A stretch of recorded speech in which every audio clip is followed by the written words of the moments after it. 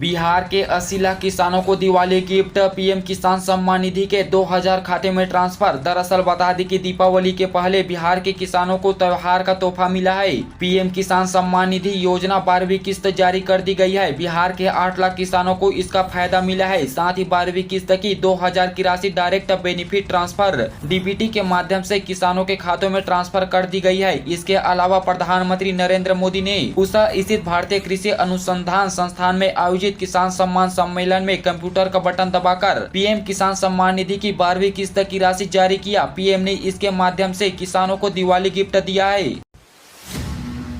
बिहार के सरकारी स्कूल में पहली बार होगा पीटीएम। कक्षा 1 के 20 लाख बच्चों के अभिभावकों की बैठक 20 को। बिहार के 45,000 से अधिक सरकारी प्राइमरी स्कूलों में कक्षा 1 में इस साल पढ़ रहे 20 लाख से अधिक बच्चों के अभिभावकों को 20 अक्टूबर को स्कूल में बुलाया गया है। शिक्षा विभाग ने इस दिन शिक्षक अभिभावकों की मीटिंग बुलाई है। इस तरह की मीटिंग पहली बार हो रही है। साथ ही शिक्षा विभाग ने पढ़ाई की गुणवत्ता और अभिभावकों के दायित्व की समझ को बेहतर करने के लिए यह बैठक बुलाई है। सरकार के इस कदम से सरकारी स्कूलों में पढ़ने वाले बच्चों के अभिभावकों में खुशी है।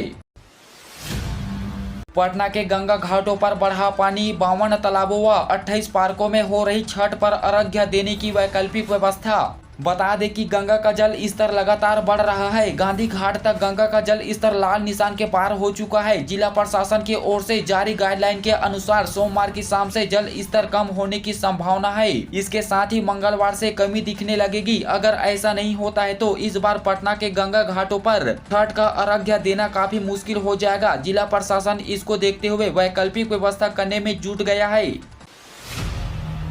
सिपाही परीक्षा में मुन्ना भाई गैंग सक्रिय। भागलपुर में 12 लाख की डील। बता दें कि बिहार में रविवार को आयोजित मद्य निषेध सिपाही भर्ती परीक्षा को लेकर भागलपुर में 15 सेंटरों में 7,931 अभ्यर्थियों ने हिस्सा लिया। साथ ही परीक्षा समिति सहित जिला प्रशासन और जिला पुलिस द्वारा परीक्षा को लेकर की गई चेंजिंग के दौरान 78 अभ्यर्थियों को ब्लूटूथ के साथ पकड़ा गया है। इसी के साथ ही इसमें कई खुलासे भी हो रहे हैं। भागलपुर के सैंडिंग कंपाउंडर में सेंटरों ने डील की थी। 10 से 12 लाख रुपए की डिमांड की बात सामने आ रही है।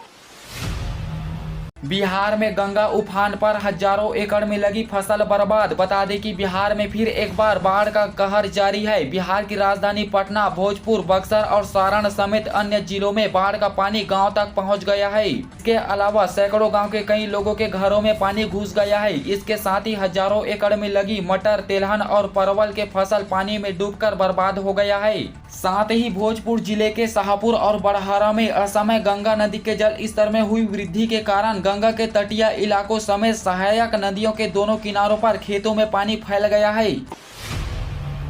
मुंगेर में डेंगू का कहर जारी। बेहद कम समय में 100 के करीब पहुंचा आंकड़ा। बता दें कि मुंगेर में 14 अक्टूबर को 54 डेंगू संदिग्धों की एलाइजा जांच रिपोर्ट में 47 डेंगू पॉजिटिव मरीज पाए जाने के बाद जहां पॉजिटिव मरीजों का आंकड़ा 84 पर पहुंच गया है। साथ ही वहीं अब जिला स्वास्थ्य विभाग द्वारा शनिवार को भेजे गए 52 डेंगू संदिग्ध मरीजों की एलाइजा जाँच रिपोर्ट का इंतजार है। इसके साथ ही सैंपल जांच के लिए स्वास्थ्य विभाग द्वारा शनिवार को पटना भेजा गया है। यदि एक बार फिर डेंगू का विस्फोट होता है तो मुंगेर में डेंगू संक्रमण आरंभ होने के बाद सिर्फ 1 माह 8 दिन में आंकड़ा 100 के पार पहुंच सकता है।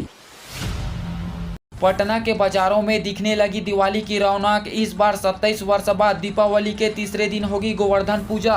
दीपावली को लेकर शहर सहित जिले भर में पूजा सामग्री की दुकानें सजने लगी है। वहीं श्रद्धालुओं ने धीरे धीरे खरीदारी शुरू कर दी है। बाजारों में भीड़ भाड़ की स्थिति बनने लगी है। साथ ही दीपावली को लेकर हर तरफ खुशी का माहौल है।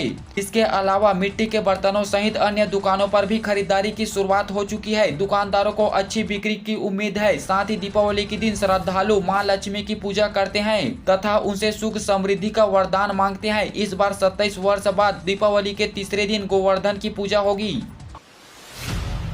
सीबीआई कोर्ट में पेशी के लिए दिल्ली रवाना हुए तेजस्वी यादव जेंटलमैन अंदाज में केंद्र पर बरसे। बता दें कि बिहार के उप मुख्यमंत्री तेजस्वी यादव कल दिल्ली के लिए रवाना हुए। साथ ही आज मंगलवार को Tejashwi Yadav IRCTC scam case मामले में स्पेशल सीबीआई कोर्ट में पेश होंगे। दिल्ली जाने से पूर्व पत्रकारों से बातचीत करते हुए तेजस्वी यादव ने इस मामले को लेकर केंद्र सरकार पर निशाना साधा। उन्होंने कहा कि यह कोई नई बात थोड़ी ही है। जब तक ये लोग रहेंगे तो ऐसा ही होता रहेगा। भागलपुर के लिए मुंबई व दिल्ली से चलेगी 6 पूजा स्पेशल ट्रेनें। बता दी कि त्योहार पर प्रदेश से घर लौटने वालों को कंफर्म टिकट नहीं मिल पा रहा है। यात्रियों की भीड़ को देखते हुए रेलवे ने 6 पूजा स्पेशल ट्रेनों की घोषणा की है। साथ ही ये ट्रेनें मुंबई व दिल्ली से 17 से 29 अक्टूबर तक आएगी। यह स्थिति दिल्ली व मुंबई से भागलपुर आने वाली ट्रेनों में बनी है। इसके साथ ही गरीब रथ में तो 9 रूम हो गया है। यही हाल दीपावली व छठ के बाद कार्यस्थल पर लौटने वाले का भी रहेगी। इसके अलावा हावड़ा, रांची व सूरत समेत अन्य जगहों के लिए स्पेशल ट्रेनों का विकल्प नहीं दिया गया है। इस कारण घर लौटने वालों की मुश्किलें बढ़ गई है। सिवान में सरयू नदी के रौद्र रूप ने सैकड़ों लोगों को कर दिया बेघर। लोग कर रहे पलायन।